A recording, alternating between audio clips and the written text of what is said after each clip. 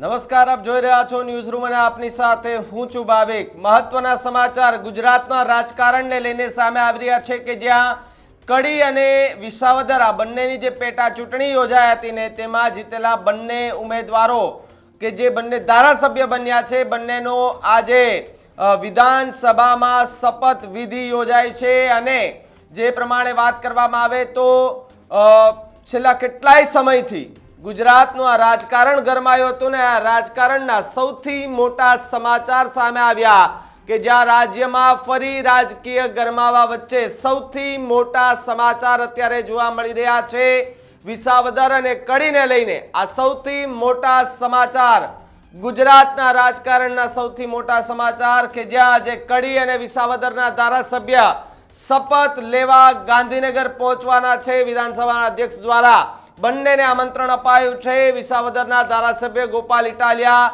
ગાંધીનગરમાં આજે શપથ લેવાના છે, સાથે સાથે કડીના ભાજપના ધારાસભ્ય પણ ગાંધીનગરમાં આજે શપથ લેવાના છે। આ બંને ધારાસભ્યો આજે શપથ લેવાના છે। પરિણામના 22 દિવસ બાદ બંને ધારાસભ્યો આજે વિધાનસભા એટલે ગુજરાત વિધાનસભામાં શપથ લેવા માટે પહોંચવાના છે। વિધાનસભાના અધ્યક્ષ શંકર ચૌધરીએ આમંત્રણ જે છે તે આપ્યું હતું બંનેને શપથ લેવા માટે। સાથે જ સૌથી મોટી વાત 2017માં ગોપાલ ઇટાલિયાએ પૂર્વ ગૃહ રાજ્ય મંત્રી પર જૂતું ફેંક્યું હતું અને ત્યારબાદથી 2017 થી સચિવાલયમાં ગોપાલ ઇટાલિયાને નો એન્ટ્રી હતી અને હવે ગોપાલ ઇટાલિયા કે જે આજે ધારાસભ્ય બન્યા છે એ ધારાસભ્ય પદ સચિવાલયના એ કહેવાય ને કે પગથિયા સુધી આજે ફરી એકવાર ગોપાલ ઇટાલિયાને લઈ જવાના છે। ત્યારે ગોપાલ ઇટાલિયા પણ આજે શપથ વિધિમાં હાજર રહેશે, શપથ લેવાના છે। આજથી એ જો શપથ લઈ લે છે તો સ્વાભાવિક રીતે કે ધારાસભ્યનું શપથ લઈ લીધું એ પ્રકારનું અત્યાર સુધી આપણે એ સમજતા હતા જે રાજીનામાની જે બધી વાતો ચાલતી હતી ત્યારે લોકો પણ કહેતા હતા કે ગોપાલ ઇટાલિયાએ તો હજુ શપથ નથી લીધા ત્યાં તમે રાજીનામાની વાત કરો છો। ત્યારે આજે જે શપથ વિધિની જે વાત કરવામાં આવી રહી છે તેને લઈને સૌથી મોટા સમાચાર કે જ્યાં શંકર ચૌધરી એમણે આમંત્રણ આપ્યું હતું અને બંને જે ઉમેદવારો હતા એ બંને જીતેલા ઉમેદવારોને આજે શપથ લેવડાવવા માટે ગાંધીનગર બોલાવ્યા છે। મારી સાથે મારા સહયોગી પ્રદીપ જોડાયા છે। પ્રદીપ, ગાંધીનગર છો તમે અને આજે શપથ વિધિ યોજાવાની છે ભાજપ અને આપના કડીના અને વિસાવદરના બંને ધારાસભ્યો બંને ઉમેદવારોને આજે બોલાવવામાં આવ્યા છે। બિલકુલ ભાવિક, ભારતીય જનતા પાર્ટીના કડીના ધારાસભ્ય રાજેન્દ્ર ચાવડા અને ગોપાલ ઇટાલિયા આમ આદમી પાર્ટી તરફથી વિસાવદરથી આ બંને ધારાસભ્ય આજે વિધાનસભાની અંદર ધારાસભ્ય પદના ગોપનીયતાના શપથ લેવાના છે। જો કે ગોપાલ ઇટાલિયા ગાંધીનગર ખાતે પહોંચી ચુક્યા છે અને ગોપાલ ઇટાલિયા એ ગાંધીનગર સર્કિટ હાઉસ પહોંચશે અને ત્યાં તેમના શપથ લેશે। પરંતુ ભાવિક, મહત્વની વાત એ છે કે ગોપાલ ઇટાલિયા 8 વર્ષ બાદ વિધાનસભાની અંદર પ્રવેશ કરે છે।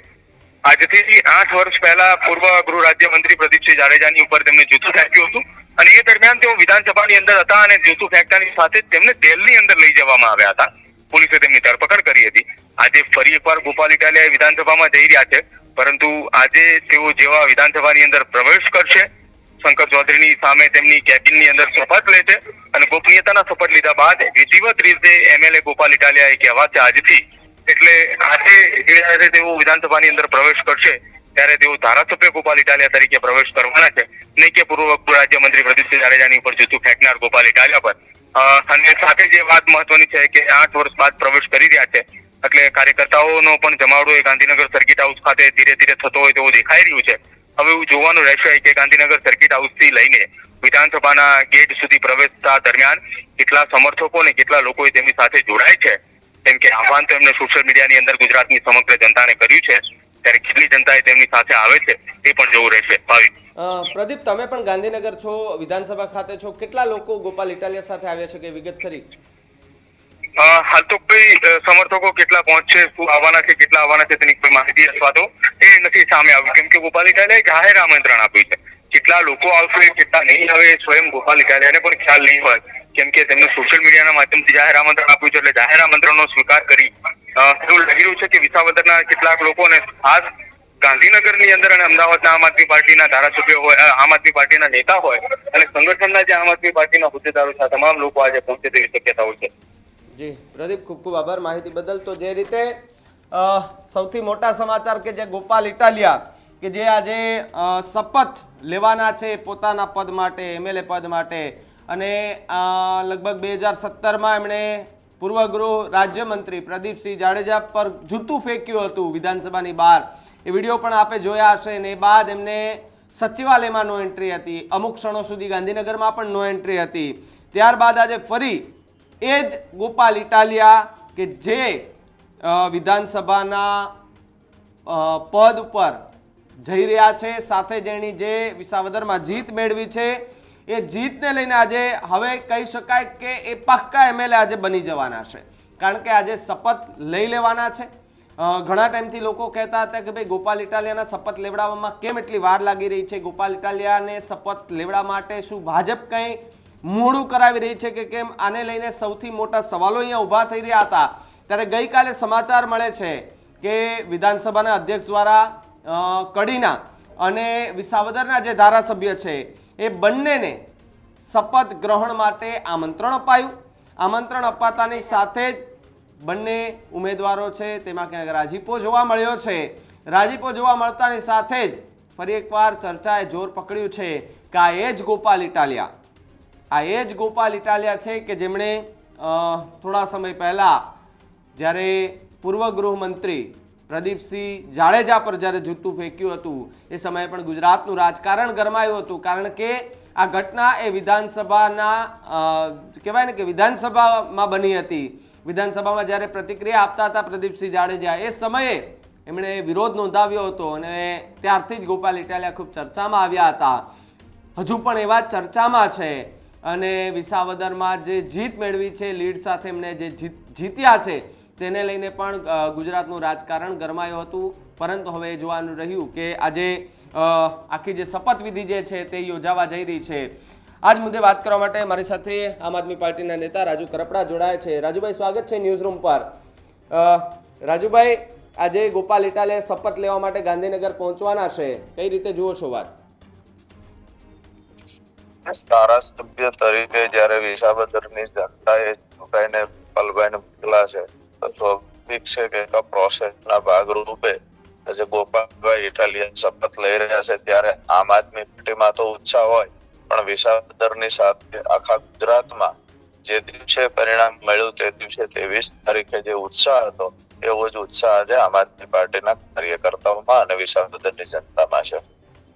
રાજુભાઈ, આજથી 2017માં જ્યારે ગોપાલ ઇટાલિયા, એ જ ગોપાલ ઇટાલિયા કે જે આજે ધારાસભ્ય બન્યા છે, એ જ ગોપાલ ઇટાલિયાએ પૂર્વ ગૃહ રાજ્યમંત્રી પ્રદીપસિંહ જાડેજા પર જૂતું ફેંક્યું હતું. ત્યારબાદ એમને ગાંધીનગરમાં સચિવાલયમાં પણ નો એન્ટ્રી હતી. આજે ફરી એકવાર તમારા જ એક વ્યક્તિ, આમ આદમી પાર્ટીના એક વ્યક્તિ એ જ જગ્યા પર જવાના છે.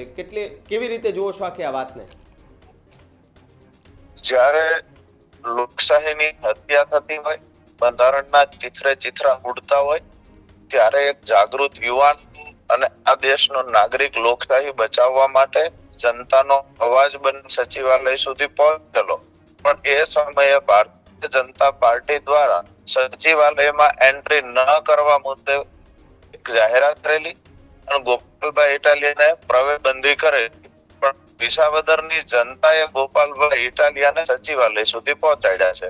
એટલે કે ભાજપે રોક્યા છે અને વિસાવદરની જનતાએ પહોંચાડ્યા છે. લોકશાહીની અંદર આખરે મહત્વનું જે હોય છે એ લોકો હોય છે જે તંત્ર પર પણ પકડ રાખી શકે, સરકાર પર પણ પકડ રાખી શકે. અને કોઈ પણ સરકાર એ સમજતી હોય કે અમે જો હુકમીથી ચલાવીશું, સચિવાલયમાં કોઈ પ્રવેશબંધી કરી દઈશું, તો આજે એ જ વિસાવદરની એ જ ગુજરાતની જનતા છે જેને ગોપાલભાઈ ઇટાલિયન ખંભે બેસાડીને સચિવાલય સુધી પહોંચાડ્યા છે, વિધાનસભા સુધી પહોંચ્યા છે. રાજુભાઈ, એક મહત્વની વાત એ પણ કરવી છે કે તમે આવવાના છો આજે ગાંધીનગર શપથવિધિમાં, તમે હાજર, કેટલા લોકો હાજર રહેવાના છે? પ્રદેશ નેતાઓ તમામ હાજર રહેશે. સ્વાભાવિક છે કે અમારો ભાઈ જયારે શપથ લઈ રહ્યો હોય ત્યારે ખુશી હોય તો 100% હું પણ આવવાનો છું. જી રાજુભાઈ, ખૂબ ખૂબ આભાર જોડાવા બદલ. તો આમ આદમી પાર્ટીમાં અત્યારે ખૂબ ઉત્સાહ જોવા મળી રહ્યો છે, કારણ કે પોતાના જ એક નેતા પોતાના જ એક સાથે ફરતા વ્યક્તિ કે જે જ્યારે ધારાસભ્ય બને છે ને એમની જ્યારે શપથવિધિ યોજાવા જઈ રહી છે, આજે વિધાનસભાના અધ્યક્ષ સામે બંને શપથ લેવાના છે અને આ શપથ ગ્રહણ સમારોહમાં આજે ગોપાલ ઇટાલિયાએ પણ જાહેર પોસ્ટ કરી હતી, જાહેર આમંત્રણ લોકોને આપ્યું છે કે ભાઈ લોકો થકી હું જીતીને આવ્યું છું તે તમામ લોકોને ગાંધીનગર આવવા વિનંતી. ત્યાં આપણે ઉત્સાહ સાથે આપણે શપથ લઈ અને પછી આપણે વિસાવદરની અંદર કામકાજ કરીએ, આ પ્રકારની વાત અત્યારે જોવા મળી રહી છે. પરંતુ જે પ્રમાણે આ સૌથી મોટા સમાચાર કે જ્યાં પરિણામના ઘણો લાંબો સમય થઈ ગયો, આમ 22 દિવસ જેવું થઈ ગયું, એટલે લાંબો સમય થઈ ગયો, એ પછી આજે જ્યારે શપથ વિધિ યોજાવા જઈ રહી છે ત્યારે ગુજરાતનું રાજકારણ ઓલરેડી ગરમાયેલું છે અને આ ગરમાયેલા રાજકારણ વચ્ચે જ્યારે ગોપાલ ઇટાલિયા શપથ લેવાના છે, આની પહેલા 2 દિવસથી આપણે સતત ગોપાલ ઇટાલિયા ચર્ચામાં છે કે રાજીનામાની જે વાત ચાલતી હતી ભાઈ કાંતિ અમૃતિયા અને ગોપાલ ઇટાલિયા વચ્ચેની લડાઈ, પરંતુ એમાંય ક્યાંક સુરસુર્યું થઈ ગયું છે કાંતિભાઈ અમૃતિયાનું. એટલે વાદ વિવાદ આ બધી સાઈડમાં મૂકી, રાજીનામાની વાતય સાઈડમાં મૂકી ગોપાલભાઈ આજે શપથ લઈ લે. જોકે કાંતિ અમૃતિયા તો વિધિવત રીતે એમણે તો શપથ ક્યારના લઈ લીધા હતા જીત્યા ત્યારે, એ પણ ત્યાં મોરબીમાં કામ કરે ને ગોપાલ ઇટાલિયા આજે શપથ લઈને વિસાવદરમાં સારું એવું કામ કરે એવી આપણે આશા રાખીએ. બાકી નેતાઓ પાસે આશા તો શું રાખવાની ભાઈ, કામ થાય તો થાય, પણ સારા કોઈ ઉમેદવાર હોય ને સારા કોઈ ધારાસભ્ય હોય, સારા એવા કામ કરે જેથી કરીને આવનારી 2027ની ચૂંટણીમાં તમારે થોડી ઓછી મહેનત કરવી પડે. મારી વાત સાથે કેટલા સહમત છો કમેન્ટ બોક્સમાં ખાસ લખજો. જોતા રહેજો ન્યૂઝ રૂમ. નમસ્કાર.